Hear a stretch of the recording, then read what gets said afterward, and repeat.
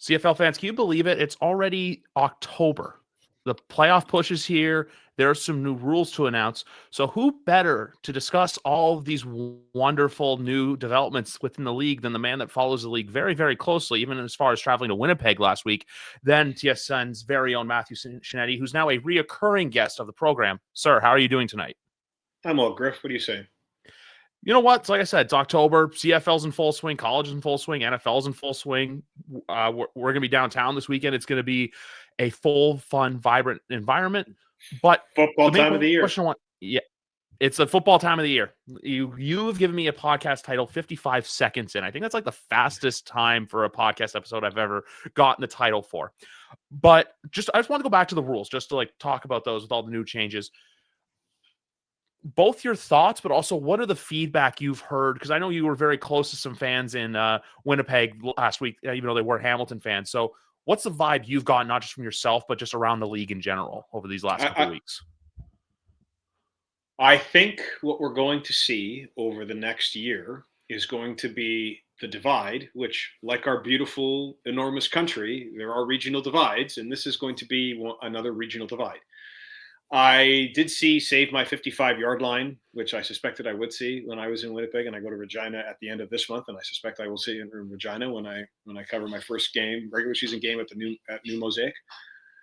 My opinions on it are this: at this point in the lifespan of the CFL, we've come to a point where it's not an inflection point, but it's a very interesting period of time.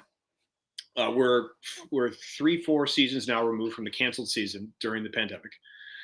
We know now that Randy Ambrosie's CFL 2.0 is not going to come to pass. He's moved on. Now we have Stuart Johnston. And now we know what Stuart Johnston's main goal is, which is, in his words, to take a fresh perspective, after a listening tour where he went across the country, although he didn't specify who he talked to. And we're now seeing that he wants to change the outline of what the field looks like. And that's interesting. He's not changing fundamental rules in the sense of 3 downs. Sure, we can certainly talk about and debate the game clock, and if that's a fundamental rule change. He's not changing the waggle. He's not changing the yard off. He's not changing the ratio.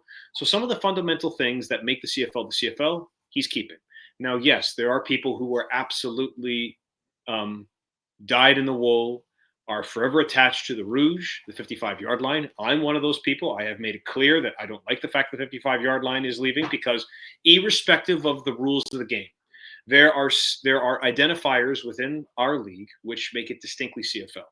Now, one of those identifiers certainly was, you can talk about the goalposts at the beginning of the end zones rather than at the back of the end zones. I'm okay with it being at the back of the end zones. I tend to agree with the commissioner on this, that it can obstruct, even though defenses and offenses will tell you schematically what the goalposts can do and how it can help a defense in a certain situation and an offense in a certain situation. That's okay. I completely understand that. But I also get his rationale for wanting to move it. But an identifier for me is the 55-yard line. When you see a 55-yard line, you know it's the Canadian Football League. But let's, beyond what pulls our heartstrings, let's talk about something very fundamental. Yeah. This is a business. And I understand what Nathan Rourke is saying. I understand what so many people in Regina, in Winnipeg, in Hamilton, some Argos fans, people in Calgary, and some people in BC, players, not players, I get what they're saying. I understand that certainly you can make the argument, although Stuart Johnston is not obligated to go to the players, he's obligated to go to the Board of Governors. The Board of Governors are then obligated to go to the respective teams. And certainly it's the Board of Governors that ultimately should be having some communion with the players and talking about those things. Could Stuart Johnston in his listening tour gone across the league, gone to some of the league's best players like Nathan Rourke, maybe called them and said, listen, some changes are coming. I'm not going to tell you what they are, but they're coming. He made it clear that he wanted to keep this kind of in-house. That's his prerogative. He's the commissioner of the league. That's not, I'm not justifying it. I'm not defending it. Those are just the facts. He could have gone about another way, and he didn't. I didn't like the fact that Nathan Rourke questioned how much Stuart Johnston loves the league, because irrespective of the fact that he used to be my boss and many people's boss at TSN, most of the time that I've spoken to Stuart Johnston has been on a CFL sideline with him draped in CFL regalia, talking to me about the game. He loves the league. I can tell you more than probably any other person at TSN that I know that Stuart Johnston loves the Canadian Football League. But I'm not trying to defend him. I'm trying to say this. This is a business. And this is not a challenge to CFL fans. This is something where, because I also cover soccer, here's an intersection point. There are something called fan trusts, where fans, and we see it a lot in the German Bundesliga, they have kind of, especially in Germany, a 50% plus one share of a team. Yep. Now, certainly we've seen community-owned teams in the past. Edmonton, before they were bought by the late Larry Thompson, we're a team like that. I would encourage CFL fans, if you do not like these changes, if you do not like and think the rule changes change the identity of the league, you are in with your right to come together as a fan trust and go ahead and either buy out or buy shares or whatever have you, to be involved in the overall ownership stake of a team. But this is a business, and Stuart Johnston is making a business decision because, as he said in all those videos and tutorials we've seen over the last couple of weeks, he wants to enliven the game. He's not changing the rules because he's trying to alter the game. I do take exception with some people saying these rules are Americanizing the game, because what makes the CFL the CFL is still fundamental. He's changing the parameters of the game board to allow the talents of many of the great players we have in our league to be showcased. Is it going to work? I don't know. Is he showing us a bunch of numbers that tell him that informed him on this decision, and he is trying to convince us will make these rule changes more palatable and showcase the league in a different way? Certainly is. But we're going to see over the next 18, 24, 36 months if this is now a real inflection point, in the sense that the league is changing, because the fact of the matter is this: irrespective of the fact that the ratings have gone up this season, and they have, that is common knowledge, it's public knowledge. Yep. We also need to understand that in order to keep that going, this is what Stuart Johnston's idea is. His idea is to change the game, and not change the game, to change the overall outline of the game. So I'm intrigued. There's some things I don't like, but ultimately this idea that fans can absolutely share their displeasure, but if you really want to be involved in keeping what you think the soul of the CFL is, then band together with a bunch of fans and become a part of a supporters trust, and work in tandem with the ownership groups within your leagues, because ultimately that's who Stuart Johnston has to answer to.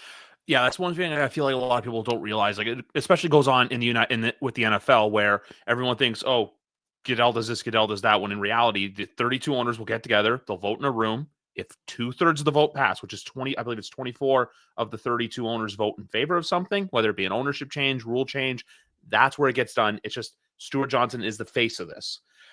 The other thing I look at it too, for a lot of the change perspective, it's kind of like, I assume you and I are both guys who like pizza. It's kind of like, hey, you've had the slice of pepperoni pizza for years at the same place, but what if we put mushrooms? What if we put black olives? What if we put another topping on it? Maybe it doesn't sound appealing at first, but until you try it. I always look at change as change can suck. Change can be, one of those things you don't want to get used to because you're so used to it. Obviously, like you said, there are some rules with the CFL where I like to, like the changing of the benches, which BMO Field, that's gonna be a very hot topic. I love that. Hamilton. I can tell you it's, and I have said it before, I understand why, for advertising reasons and advertising boards. Mm-hmm. But I have covered this league. I have been on the sidelines for 13, 14 seasons. Mm-hmm. And it's enough. I'm tired of guys accidentally on purpose running off for a substitution, running through the opposing sideline. And I've seen it in Ottawa, I have seen it in Hamilton, I have seen it in Toronto. Montreal is a little bit different because it's so crammed at McGill, and I'm interested to see how those sidelines kind of operate, although there is space on the far side. No.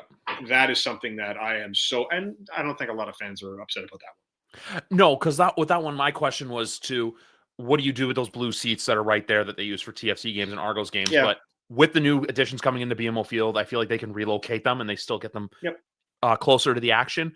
I will miss the Ryan Dinwiddie kicks at the Edmonton bench. Something I was that's another story, but I was just a fan of that. But the big question with the rules, though, I always wonder, and because this ties into your soccer, with your soccer coverage, and look, obviously next year you're going to be very soccer heavy, so this will be the last time I bug you for a while. But do you think that the goalpost rules would have gone into effect next year had it not been for the World Cup? Because you know how BMO Field, BC Place, they need the time to like CFL back the stadiums from what FIFA's doing. To like, do you think there's not enough time to put those into effect? That's why they're waiting for 2027 to do that. I think I'm sure when it comes to premium seating, when it comes to other aspects of stadium overview and outline, I'm not going to pretend to know every single facility. I can tell you, though, at BMO Field, with the greatest amount of respect that I have for the league, the CFL is not on the top of mind. Right now, it's the World Cup. And once the last game, and the Argos will finish their home schedule this weekend. Yep. But once the NSL, with the Northern Super League final finishes, the gun goes off, and they have to put up 17,000 semi-permanent stands. They're already they still have to fix those video boards. They got to take care of hospitality. They have to build essentially from scratch a media pavilion in the West Stand.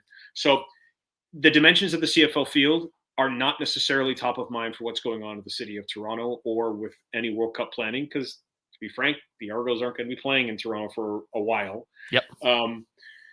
But I understand certainly when fans see this that they can start trying to look into the weeds, read the tea leaves, try to think, well, go down the rabbit hole. Yeah, exactly. Yes, I would imagine for some stadium footprints, it's going to take time to change some things. I'm thinking about Hamilton. Certainly they have not seating, but they've got boards that they have to move. They have to change the certain aspects of the field. What the end zones look like in some stadiums now, I'm particularly interested in. Obviously, too, there's been talk about what premium seating will look like in the end zones now that they're going to be shortened. But to me, it's all moot. I mean, what we really want to know and what we want to judge Stuart Johnston on is the game going to continue to have that exciting flow that the best CFL games have? And we know the best CFL games are and I don't care who clips me on this, the best CFL games, especially when they come down to the wire, are as exciting as any football game in any part of the planet. What's going to happen with the 35-second play clock? And how is that going to go ahead and change the final 3 minutes? Does it incentivize a certain kind of urgency that has been lacking? And finally, and I know certainly with some of my colleagues, especially in the media, is there going to be more tinkering? I don't know. Now, do I have red lines? Yeah, I have red lines. Don't touch 3 downs. Don't touch the yard off the ball. Don't touch the waggle. These are things that are Canadian football. Yes. You want to mess around with shortening the end zones? All right, no problem. They did that once already. You want to change some lines? We changed the hash marks 3 years ago, and it hasn't been that big of a deal. So I understand, and this is what I've been saying to people, and I know I'm passionate about it. I know what this league means to this country. I have covered it for a long time. I've been very lucky to cover it for a long time. One of the joys of my job is interacting with people on game days because this is our big community. This is a very unique community that does not exist in any sport in any other part of this planet. The Canadian Football League, like Aussie rules football in a lot of ways, like Gaelic Association football in Ireland, it's very particular to our country. And with it brings a certain amount of pride and protectiveness. And because there's protectiveness, you're going to have people who, irrespective of what the changes were going to be, it could have just been well, you know what? We're just eliminating the Rouge. And people would have, diehard CFL fans, would be like, why? It's part of our game. It's you know what? I don't want to win a Grey Cup or a game. I love Liram Hawrellahu, but him celebrating missing a field goal that ultimately won the Argos the game. For me, that's I remember walking on the field afterwards being like, what just happened? And being like, I don't know. So it's time. I'm not saying it's time for tinkering. But this is the signature that Stuart Johnston is going to put on this league, like Randy Ambrosi did with CFL 2.0. Jeffrey Orridge had a bunch of ideas that never came to pass. Mark Cohan's big thing was certainly the transition over to TSN and what that meant for the Grey Cup as an event, and certainly other aspects of what we've done on the CFL and TSN. The league is moving. The league is changing, and that's okay. I think it's also good to see how it all plays out. Yeah, I completely agree. I feel like there's a lot of people who still need to realize that, like, hey, this is going to happen, because there's some people who, you know what, hey, they're open to the change, but then there's a lot of people that are just, live and die by the sword, where it's like almost taking the passion away. I'm in a couple Argonaut Facebook groups where it's just like, all hell's broken loose. It's just not it's fun anymore. Oh, we'll cancel our tickets, which I'll say this, if you want, there's one thing about talking about canceling your tickets, is another thing about actually doing it. Yeah. But at the end of the day, the rule changes are going to be good. It's like I say, just for anyone, it could be a daily routine, as like, hey, your local coffee shop or Starbucks closed, or, hey, the grocery store that was, if you live in an area like I know where you live, like, hey, if a grocery store closes or something like that happens, it's like, it sucks. But then, like, you know what? You just learn to move on. You learn to adapt, and you learn to change. That's just a way of life. But I feel like for this, there are some people that are going to have to get Stuart Johnson's trust back. It's going to take a long, long time to do that.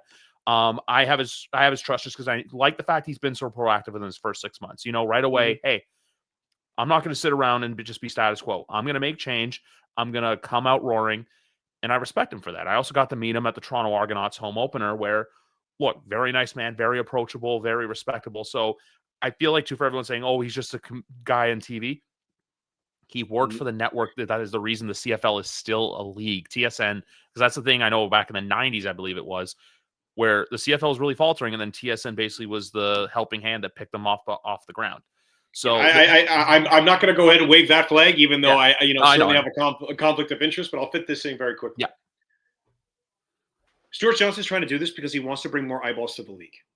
And I understand that there is something that is innate within CFL fans. Yes. That I know I'm not going to use. I know what CFL fans across this country, what they feel for this game. I know how important it is to them. And the idea of even opening the barn just a little bit to invite more people in does upset some people involved in the Canadian Football League, because I'm not going to call it resentment, but there is a feeling that some fans have where they look around and they just say, well, why is it taking us having to change for you to be interested in our game?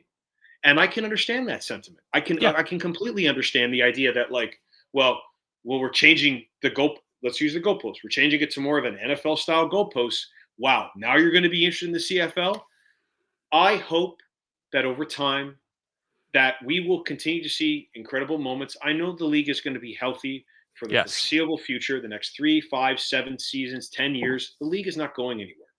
But this is a crucial point. And this is important for the players, and I haven't had a chance to speak to Nathan Rourke, not saying that he would take anything I say on face value as something of overwhelming significance to him. He plays the game. I just talk about the game.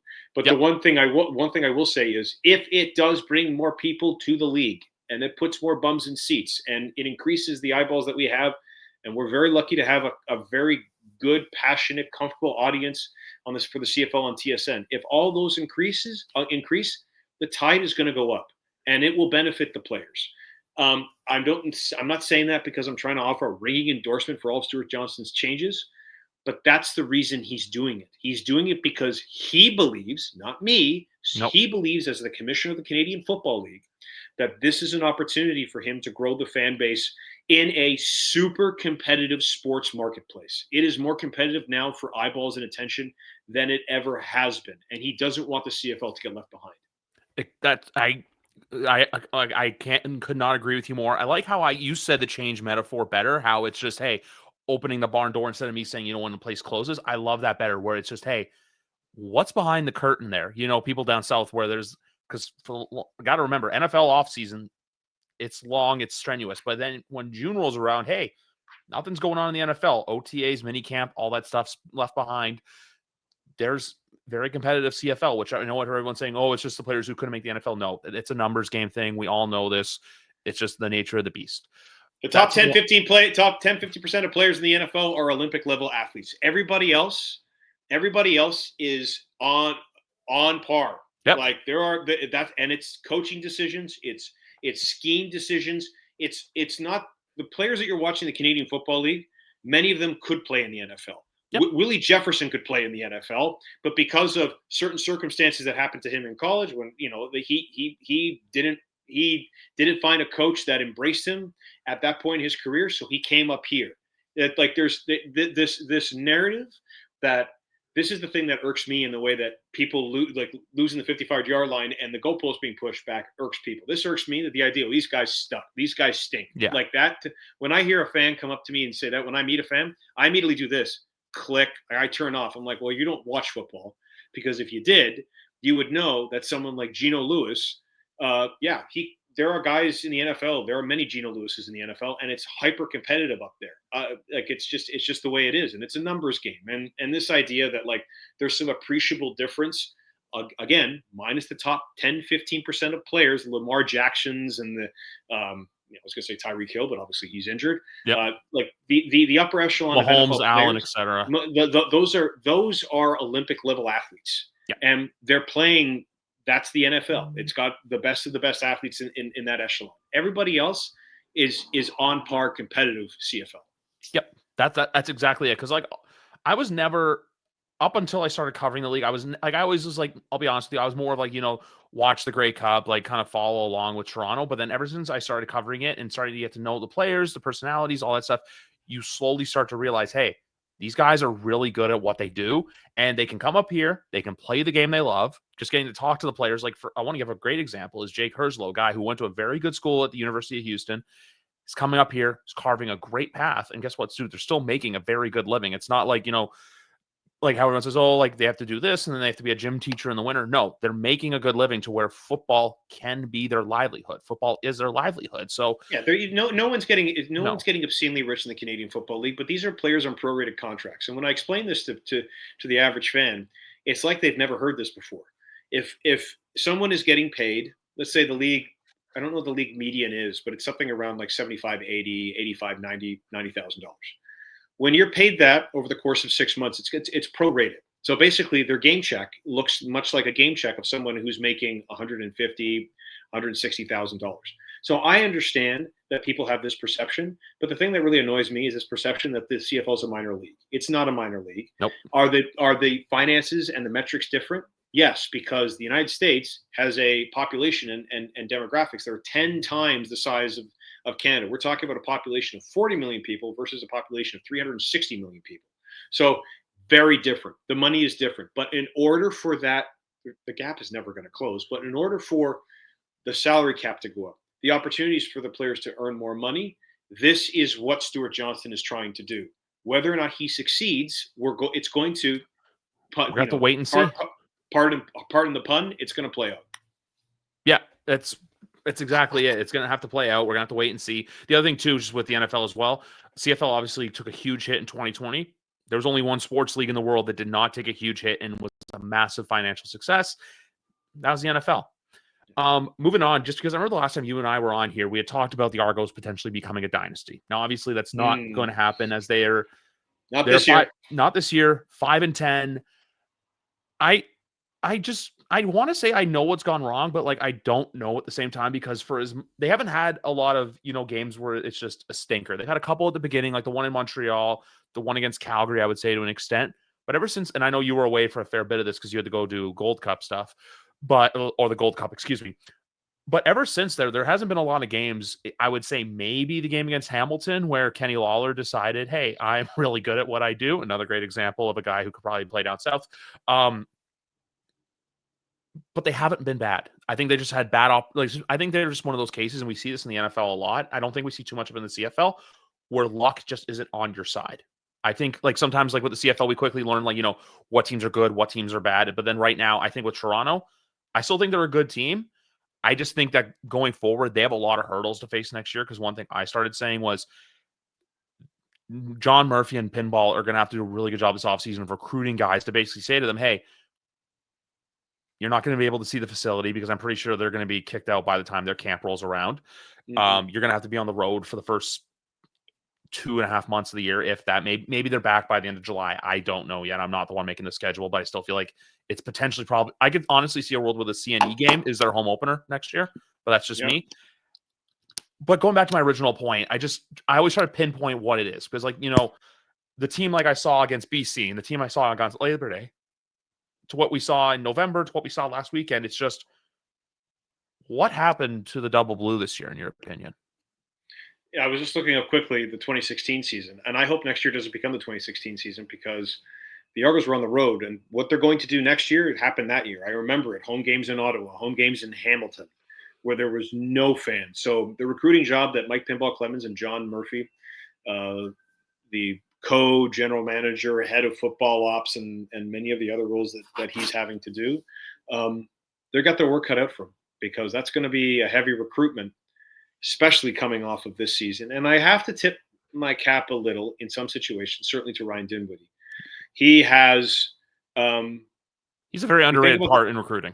Yes, and or underappreciated. Excuse me. I still think he's one of the underappreciated coaches in the league.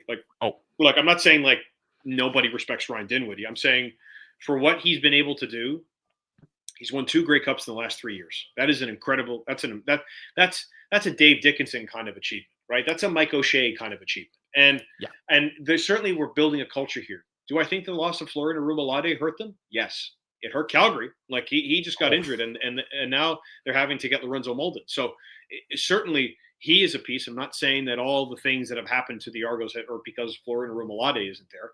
What I'm saying is when you're building a culture like Mike Pinball Clemens said he wanted to build, when he got this job again and became general manager again, he talked about consistency. Yep. They were consistent for 3 years. They were the best team in the East, even when they were 16-2, even when they lost in the East Final to the Alouettes. That was shocking because the Argos were so good. That kind of mojo has disappeared. I have seen on the sidelines a lack of fire and conviction. Certainly that I saw when I've had a chance to get to practice this year. There's certainly been high energy. I certainly go ahead and give a lot of props to Wynton McManus, who's been basically playing on one leg the entire season with his MCL issue. But did the loss of Chad Kelly hurt them? Maybe. Can he make different kinds of throws than Nick Arbuckle? Yes. Do I think Nick Arbuckle deserves a lot of love this season? I hope Nick Arbuckle gets an East All-Star nod. He deserves it. And then you know what? I think about it. He should be in the conversation to be the best. He should be in conversation to be the best quarterback in the East, irrespective of what Davis Alexander has done, because Davis Alexander has spent most of the year on the shelf with a hamstring issue. Yep. So the Argos have done their level best, but what in key positions they have lost guys. They've had injuries.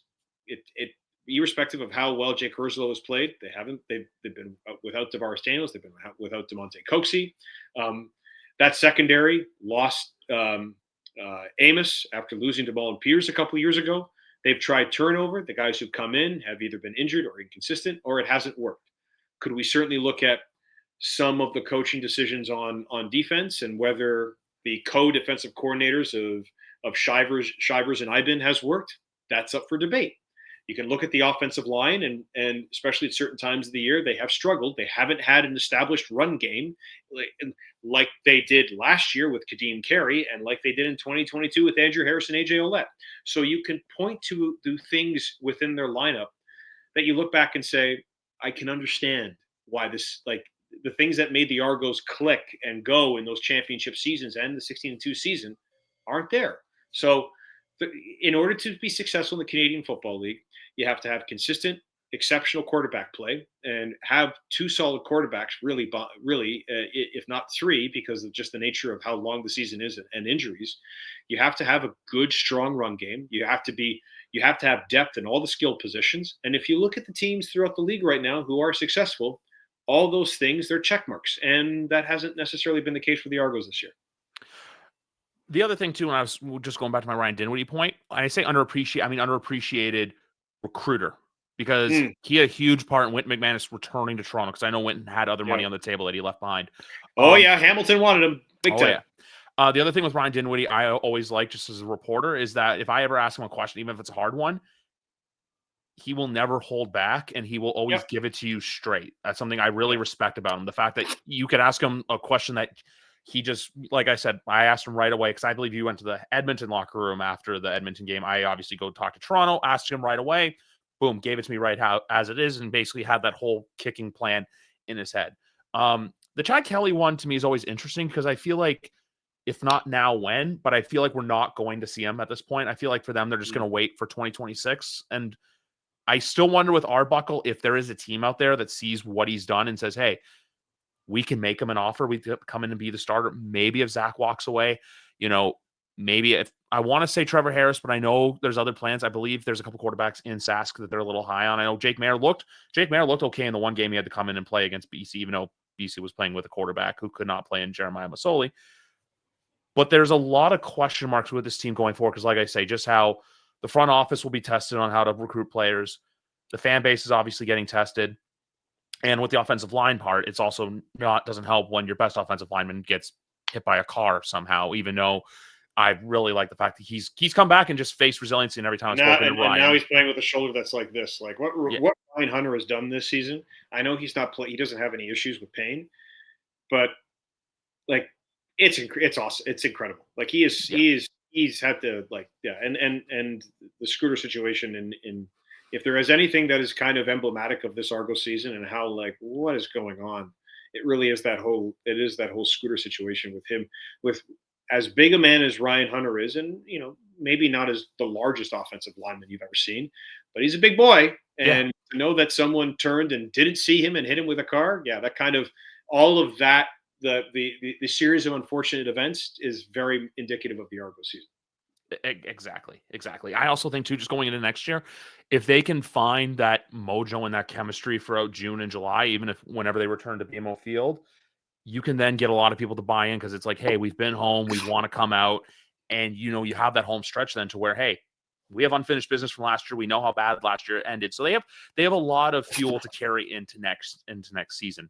And Chad Kelly, this is going to be his contract year, I believe. And yes, he signed a 3-year deal. Yeah, and you know what? He should be a recruiter. He should be recruiting guys as heavily as Ryan Dinwiddie, as heavily as John Murphy, as heavily as anyone on that team. Because the truth of the matter is when you take a look at the injury that Chad Kelly had, I compare it to the injury that Tajon Buchanan had with the Canadian men's national team. Again, I know when I'm talking, I'm always gonna have mixing my. You get paid to do it, here. So you go right ahead. Yeah. Tajon Buchanan also had the same tibia injury. But it was a little more sick, and I don't mean to be dismissive, or sound dismissive. It was a significant injury that Chad Kelly had. He broke his leg and broke it in the worst possible way last year in the East Final. Yep. And if he doesn't feel he can protect himself in the pocket, and he gets rushed back, and all of a sudden, and if he doesn't feel that he can do it, who is anybody to judge? Because it won't be my butt or your butt, Griff. Right in the pocket. If he has to pivot and he has to get out of the pocket and he's got to stick that right leg in, he's got to trust that when he puts that right leg in the turf, that it's not going to snap on him. And so I'm not going to say this is to that. Yeah, no, I'm not going to say this season is a mulligan for the Argos because there really isn't any mulligans in the CFL. There shouldn't be. It's a highly competitive league. There are only 9 teams. Yep. But I will say this will ultimately be a season that, if this continues on, and Ryan Dinwiddie obviously is going to be the head coach next year, I don't think the Argos are going to be silly to let him go. No. But this will end up being one of those situations where I hope they learn a lot more, learn some lessons, because they, in the past, were able to chop and change certain aspects of the lineup, and it still led to success and a Grey Cup championship. They tried it again this year, and it just didn't work. I also think the loss of Vince Margie, who went down to the Buffalo Bills as well. Yep. Something I don't think I think only like the hardcore fans understand, because like no one pays attention. Not they don't pay attention, but there's a lot of people behind the scenes, like his brother John, who I talked to, Marcus as well. There's a lot of guys, even to what I have to say, one of the nicest people I've met in their strength and conditioning coach as well, and Usama. But like there's just Usama. I love Usama. There's just so many people that make that engine go to where next year they kind of can have that, like, not the league's against us, but like, hey, we're facing an uphill battle. Why not us kind of mentality? I can definitely see that for next year. It's just about, recruiting who else. And then for Chad, if he is a starter next year, like you said, there's a big mental hurdle of if I have to go plant my foot into the grass, into the turf, am I going to be sure that my leg's going to be fine? I think once he does that for the first time and he's okay, then it's just full steam go for him. Sorry, go ahead. I was going to move on to the next question, but if you want to add something else to that, go right ahead. No. I was going to say, as much as, and I don't know if this leads you right to where you want to go to, but the fact of the matter is this: as much as we're looking at the Argos, there's a lot of questions around the Ticats right now, because that team did, and I was, certainly had the chance to we do CFL broadcast calls and spoke to Scott Milanovich and Bo Levi Mitchell today. I expect a response on there, and there better be a response, because when you look at the other team that's now trying to get back into the race in the East, I'm not entirely sure the Montreal Alouettes are going to lose again this regular season, because when Davis Alexander plays, they are a completely different team, and this is a huge, as much as it means everything to the Argos, so this is their very last chance. It means a lot to the Ticats. The Ticats have to go ahead and find a response, because they were dreadful last week in Winnipeg. You were right there. And what I was going to do, we'll save for after. I want to get, because you talked about all the teams, we're going to get right into the picks. We only have 3 games to pick from this week, because there is the Winnipeg Blue Bombers, the Edmonton Elks, and the Montreal Alouettes all on the bye week. But as always, guys, CFL Picks brought to you by Gents Boutique. Code is down below. Save 20% off any purchase of $50 or more. Ottawa versus Saskatchewan. Look, Ottawa is the only team where I think change is coming, because you remember, you and I were in the room last year. We spoke to Bob Dice. We spoke to Drew Brown, and they didn't keep status quo. They did worse than status quo. They're sitting at 4-10. They just traded away their best defensive lineman. And then you have a Saskatchewan Rough Rider team who desperately needs a get-right game here.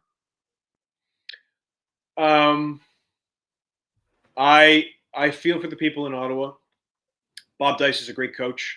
Drew Brown is a great dude. Yeah. But it's been disappointing, because they're trying to reach back for that little bit of energy and mojo that they had from 14 all the way through 2018, and they have been able to get it back. And now it's 6 seasons of this. Yep. I'm going with Saskatchewan, because I know, having been around Corey Mace, that he's going to prepare them for what's about to happen in the playoffs. A Riders team that goes in first in the West, that hosts the West Final, that means that province is expecting to get to the Grey Cup, and especially with where the Grey Cup is this year. Exactly. Yeah, I suspect, especially given just how he comports himself, that Corey Mace is going to have that team ready, and I don't see. Certainly, anything can happen in this league. It often does, but I think this is the week that Saskatchewan gets right. I completely agree with you. And also, when I say my piece about Bob Dice, look, you don't advocate for anyone to lose their job. At the end of the day, too, these guys are guys earning livelihoods, doing the thing they love. I just think with the Red Blacks, they said that they felt like they're going the right direction after the East Semi last year. They wanted to see improvements, and they did the exact opposite. I think it's just time for a new face, whether that be, like they say, Rick Campbell's already in the building. You also have Mark Mueller, who's the OC in Saskatchewan, who very well could potentially be auditioning for his future home tomorrow. Maybe he's doing some condo shopping if they've already landed in the nation's capital, or house shopping. And then Saturday, go on. No, go ahead. Go. No, I was going to segue into Saturday afternoon, but you go first. Yeah. No, all I was going to say is, also keep in mind too, because General Manager Sean Burke would do his level best to remind me too. They had some interesting injuries in key positions to start the year, and especially in offensive line, especially at center. So it's unfortunate, but the thing is, whereas the Argos might have this season as a mulligan, I'm not entirely sure that the brain trust in Ottawa is going to get the same, let's say, deference in understanding that sometimes. Again, terrible pun, but you don't get the breaks, and it hasn't been that way for the Red Blacks coming off of that playoff appearance last year. You've said mulligan a few times, so I'm going to say this one. You can only shank a ball into the woods so many times before you eventually get pissed off and think that it's the ball, not you. Yeah. I have another revenge factor for Saturday, apart from getting curb stomped in Winnipeg. It's the fact that, and I was actually in the tunnel for Toronto, because we all know the wonderful elevator situation at Hamilton Stadium. I decided to go down. Me and Frank decided to go down a couple minutes early, so we're in the tunnel there. But the fact that you had the game won, and your rival, who's having a mulligan of a season, gets downfield with Dejan Brissett the way they did, kicks the field goal the way they did, and the fact that you got this, I think there is nothing more that a Ticat fan would want to do. Now, and this is a note to any Argos and Ticats fans listening, the GO train is going to be running this weekend. They fixed it because of the Blue Jays. I've seen some people saying, "Oh, they'll do it for this." That's another monster on its own. Playoff baseball will triumph this league. I'm sorry, it's just the truth. I just hope that that the game's at 1:00 and not 4:00, so I don't have to deal with chaos getting out. but you have a Ticat fan base who wants a win. You have a Ticat fan base, I think, in this game. If they lose, panic's going to start to set in because it's been cruise control all season long, and now they're kind of, like you say, you lose 40-3. You get walked off the way you did. Because after the walk-off, we saw what they did when they went into Montreal, and I think it was like 26-9 or something like that Saturday afternoon. I want to say I can see a similar response, but we know the Argos have slim, if not faint, playoff hopes alive. I honestly still have to think about who's going to win this game, but I do think it's going to come down to the wire once again. I've been around Scott Milanovich a lot. I asked him today how he's different as a coach now, because the last time he took a team to the CFL playoffs was 2015, and he said he's just a lot mellower. He's not about yelling. He's not, and I have seen some shouting matches that Scott Milanovich used to put the Argos through from 2012 through 2016. This is an interesting test for Hamilton because they look like a team that last week that knew that they were in the playoffs and really weren't up for a trip to Winnipeg. That's what the eye test was telling me. What Kenny Lawler said is they got their ass kicked. Yeah. So if they think that way and their stars think that way, then they have to come into BMO, which is going to be predominantly Ticat fans. Last I heard, 16,000. And I wouldn't be surprised if there was over 20 there on Saturday afternoon. I just suspect that there's going to be a response, and I go with Hamilton. And it's always tricky when I make a pick, but it's not so much I don't think the Argos can beat them, because as you brought up, as you rightly brought up, Griff, the play, that last minute play. I mean, that ending, that Labor Day Classic was so Labor Day Classic. It was just crazy drama. I think that could happen again, but the Argos win. There's going to be a lot of hard conversations in Hamilton. As mellow as Scott Milanovich says he is at this point in his career, he might have to go ahead and make sure his boys are checked properly, because the Montreal Alouettes are not going to stop. Davis Alexander brings a different kind of energy to them, and the Ticats, I suspect if they want to secure that East final, they might need 2 wins to really secure it. And that's, to have an East final in Hamilton is a huge, huge advantage for Hamilton. Having to go to Montreal, that's a tough task. Yeah, I completely agree. I also think there's a side with Toronto as well, where they want to leave their fans with a goodbye present, or not a goodbye, a see you later present, because like we say, this is going to be the last home game at BMO Field for probably at least 9 months. There's basically, you're going into a pregnancy term of no home games. I know that's a very weird reference, but that's just how long it's going to be, 9-10 months before you're back at home in front of your fans. This is going to sound weird because I'm ironically wearing an Argo shirt right now, but I have to go with the Tabbies here because they need the game more than Toronto needs the game. I think Toronto needs the game just to, boost their morale, give the fans something to go, like, to give the fans something to rally about, have them leave BMO Field, happy-go-lucky, smiling Saturday afternoon. But like we say, if Hamilton loses, that man in Montreal, not just Davis Alexander, Jason Moss, if he's going to smell blood in the water, there's a very good chance that they make it to Winnipeg, not just go hosting the East Final, because even watching that post-game press conference and watching your website get called out for where they ranked him, I keep forgetting his name. I know his name's Isaac. I know he wears 91. I know he has eye black. Isaac Adiemi-Berglund. He has quick eye black. Story about quick story about Isaac Adiemi-Berglund. Last year during the East Final, he was absolutely trash talking, not me, but he was trash talking this media perception. And you know what? I certainly could see in my colleague Kenzie Lalonde, I could see her being like, okay, this is where this interview is going. It's what motivates a team is often very interesting. The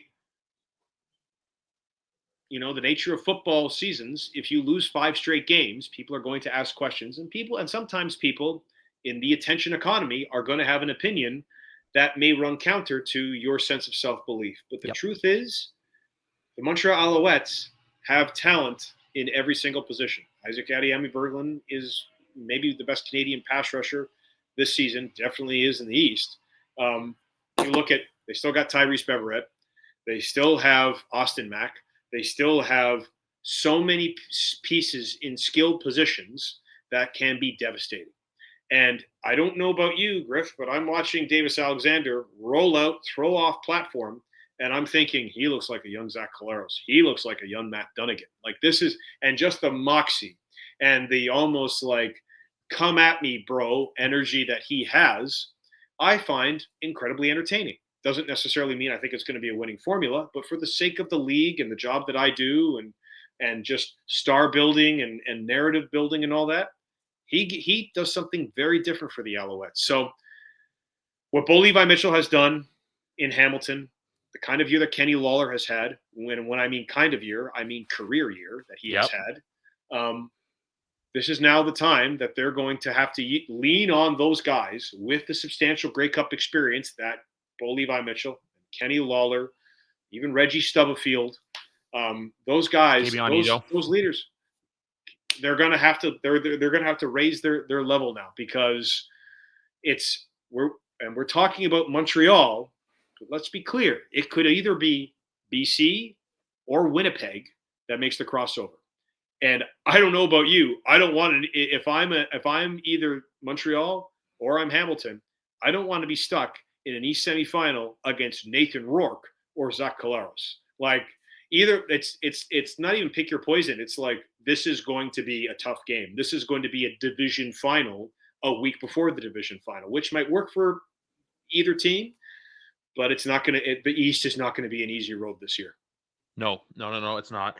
Also, one player I want to see step up for Montreal too is Marc-Anthony Ducroix as well. Just you know, he's been there all the time, but like he's the kind of player that he can lock when he locks in. He locks in. I just want to bring up Isaac just because like he called out your public TSN. He called out me and the guys at 3 and Down because we were putting him 9th in the power rankings for a little while. But like, hey, they finally showed us some moxie and pizzazz. So I completely agree. If that's what needs to motivate you, then you know what? I am sure the media will oblige. Yep. The media always, if you want some bulletin board material, like I love Isaac Aniemi Berglund. Away from he gives a lot to the community. He's going to have a turkey drive ahead of Thanksgiving.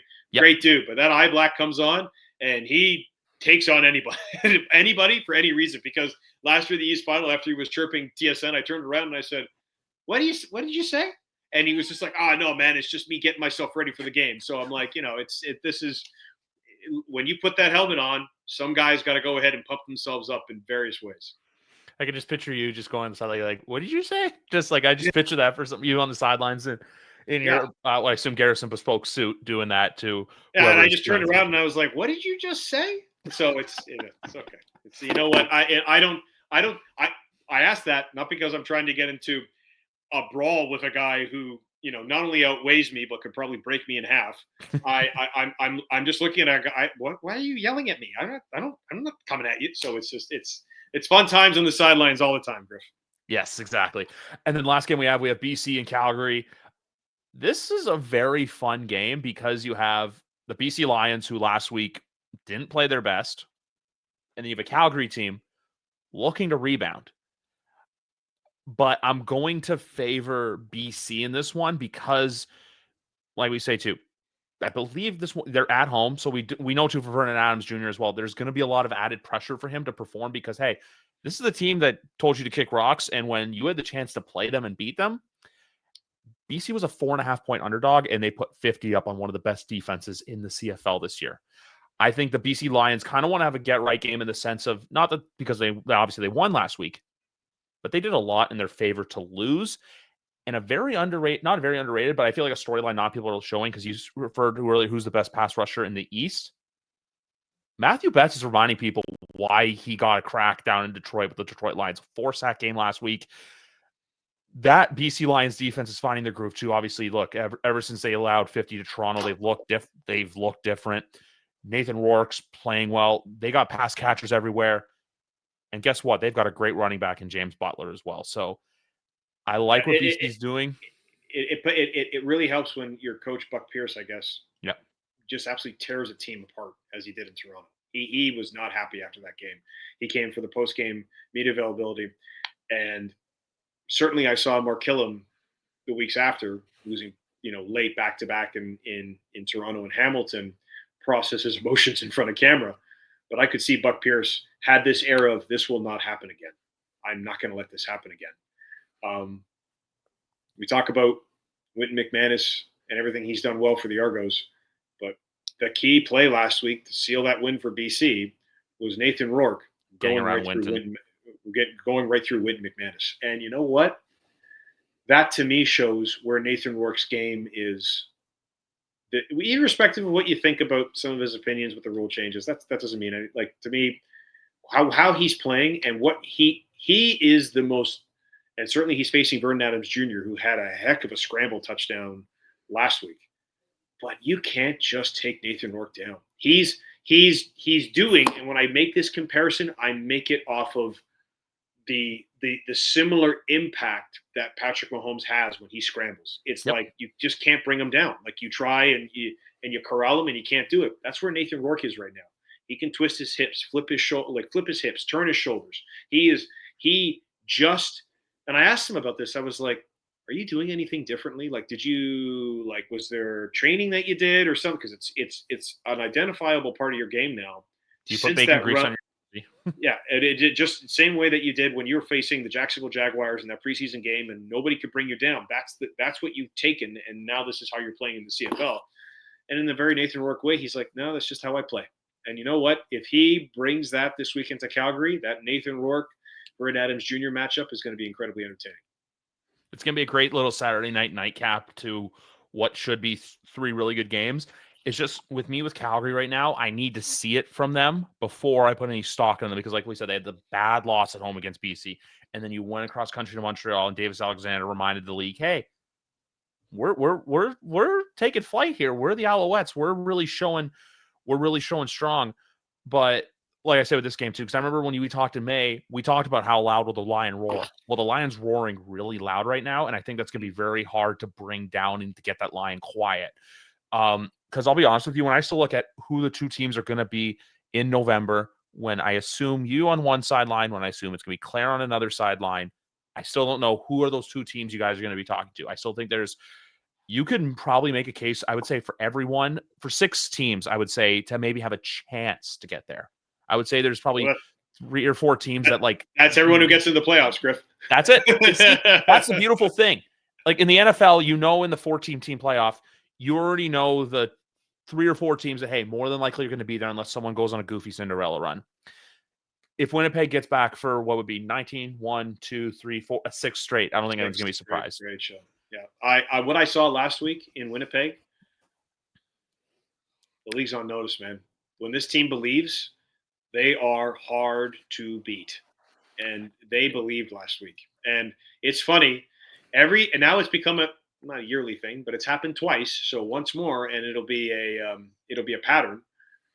But yet again, after a loss in Toronto, Mike O'Shea kind of stood in front of the media, and he was just like, "Yeah, we lost.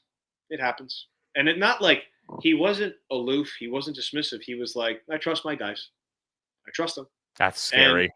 And when you look now at what happened last week, yeah, I can see why he trusts his guys, because they go out and that was a full 3-phase beatdown. And when I look at Saskatchewan, I know what Corey Mace is building there. I know Trevor Harris, when he gets into a rhythm, he is near unstoppable. I certainly know Vernon Adams Jr. and how he has changed, even though certain injuries have certainly dented the early momentum that Calgary has had. And obviously what Nathan Rourke is doing, and certainly everyone knows who Davis Alexander is now. He hasn't been beaten as a starting quarterback yet, and what Bo Levi Mitchell brings. But the Winnipeg Blue Bombers are still the dynasty. Yep. Even though they've only won 2 Grey Cups, they've been to 5 of them. And that means something. And you have to knock that team down. Doesn't matter if they cross over or they don't. You have to knock them down to really kick them out of this conversation. And I don't know who's going to do that yet. Because what I saw last week makes me think, here we go again. There still is a very boogeyman-esque opportunity for them to go into Mosaic Stadium on that second Saturday in November as the Rough Riders think, hey, we're going to beat you. We're going to go into your home stadium and try to win the Grey Cup, something you tried to do back in 2022. Obviously, I know you weren't at the game. You were on the other side of the world covering the World Cup. But there's a chance that they do that. And because Winnipeg right now has that, like, not even a why us mentality, but it's just like, okay, cool. Like, yeah, you still got to beat us. You remember? Because the real teams know how to win at this time of the year. The real teams know how to, I don't even want to say win, lock in. Because if you get a team that's locked in, kind of like what Montreal did 2 years ago, kind of what Toronto did last year, because Toronto, there's a lot of people that weren't doubting them. And then Toronto got that. I still look at that Toronto win at Winnipeg, the Friday night of Thanksgiving weekend, where they went in and it was Flo who made a massive tackle, I believe, on second or third down to prevent them from winning the game. It was a really ugly football game. It just goes to show how much you can do. But there is one player on Winnipeg who deserves his flowers and makes the Bombers scary for me. And that's the man who can run back a kickoff at any given opportunity in Trey Val. He's just, you get the ball in his hands, and people were worried about how we're going to replace Janarian and Grant. Well, guess what? You did it in-house. So there's a lot going for the Bombers right now that makes them electric and exciting. But the Riders, too, I still think they have that. And like we said, we talked about last time, the Trevor Harris aspect of it, of we want to get him his own. We want to show, because if Corey Mace wins this year, too, he's in that category of coach where, hey, my second year coaching this team, I got it done. Kind of like what Ryan Dinwiddie did. Jason Moss, I know it was in his second year and I know it was his second Grey Cup, but odds were against him going throughout the year that year. I still think whoever wins, it's going to tell a great story. And even though they are the rival, you can't deny the story that it would tell for Hamilton, the 26 years, the passing of Ted Gavai, which I know the funeral, I believe, was last week. Was it last? Yeah, I think it was last week. There's just so much to that story that, as someone who follows and covers the Argonauts and knows some people who have some wonderful chants about Hamilton, I know as a sports columnist, the sports reporter that I am, that story is just poetic justice to everything that they've had to go through and suffer through. So I still think just to tie all the back, 6 teams, the 6 teams have a wonderful storyline. They all do. Davis Alexander and what he's doing to become a new star. Yep. What Bo Levi Mitchell and Scott Milanovic, Kenny Lawler, and how they've all been inspired by Ted Gavaia's passing. BC and Nathan Rourke, now draping himself as Captain Canada, and what a sight it would be if up on the riser there, Stuart Johnston has to hand an award to Nathan Rourke after everything that's happened when it comes to the rule changes. Not to the same level, but sorry to cut you off. It's not to the same level, but it would be very similar to when the Patriots had their 28-3 comeback, and guess who Goodell had to hand the trophy to? The team he tried to knock off a pedestal. Yeah, it's true. But what intrigues me in the West are Vernon Adams Jr. and Trevor Harris, 2 guys who have. This is why they're still in the league. Trevor Harris has 2 Grey Cup rings as a backup. He wants that Grey Cup ring as a starter. He started in 2018, lost to Bo Levi Mitchell in Edmonton. He wants that Grey Cup ring. And Vernon Adams Jr., he is still on the journey to prove, not to anyone, but to himself, that he is the man. And at times, when he plays, like, he can do things in a moment that you're just like, man, this guy is not only, he's the MOP, he's going to win the Grey Cup. I'm not talking about good VA, bad VA. I'm just talking about the level of sacrifice and attrition that he has experienced to get to where he is. There are incredible stories with every single team that's in the running right now. And there isn't one team, apart certainly from Winnipeg, as I've already said, who have the reputation and they built that culture. But everything's on the table for everybody. 1,000%. Before we get out of here, I got one last question for you. If division realignment were to happen, where we scrap the East and the West, and it's just 1 through 9, best 6 teams get in, do you think that's something that could help the league? Because I think when it comes to playoff seeding, it makes the race towards the end a lot more exhilarating, to where you stop seeing these, hey, guys that take a break off like Hamilton did last week. I think you'll see a lot more competitive football, especially this time of the year, because when it can come down to that last weekend, it will just raise the level of competition. And you could even have a case, say, if a team like Toronto, whose last bye week is the last week of the regular season, where, hey, you did all you could. Now you got to sit back and watch and hope that the cards fall where they may. Yeah. At this point, I think about Hmm.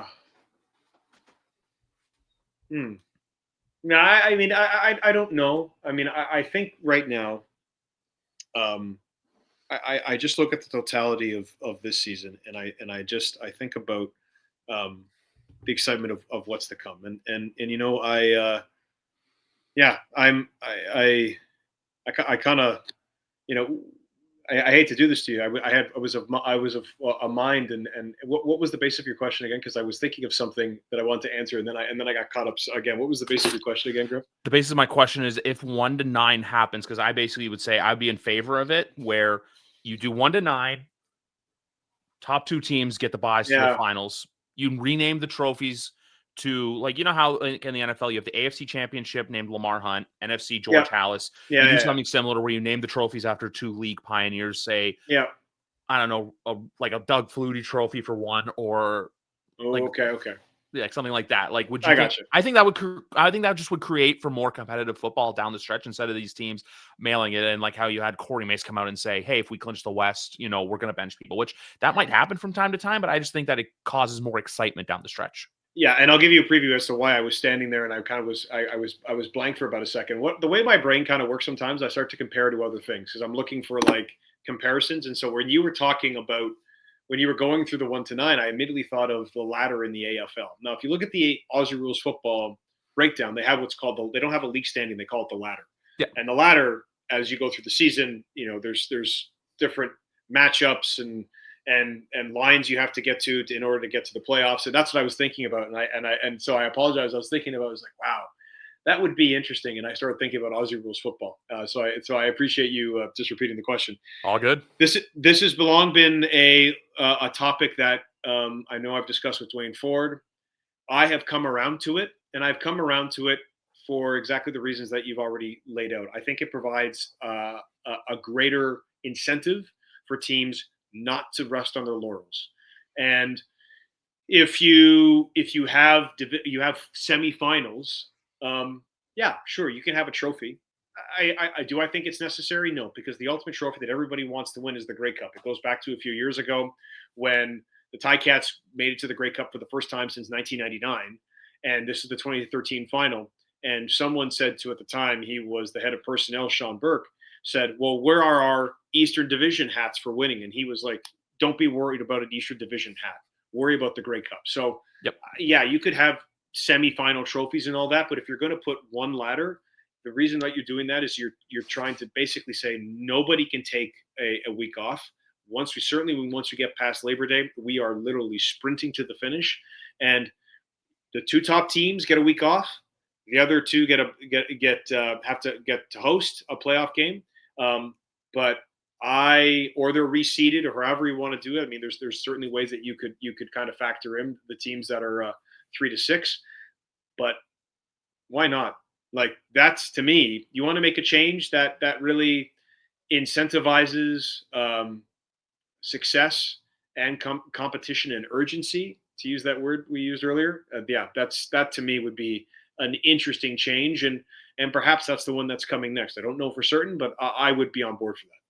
Yeah, I just, like I said, I just want to create a CFL world where and for the term Americanizing doesn't come into effect, and I feel like Mm.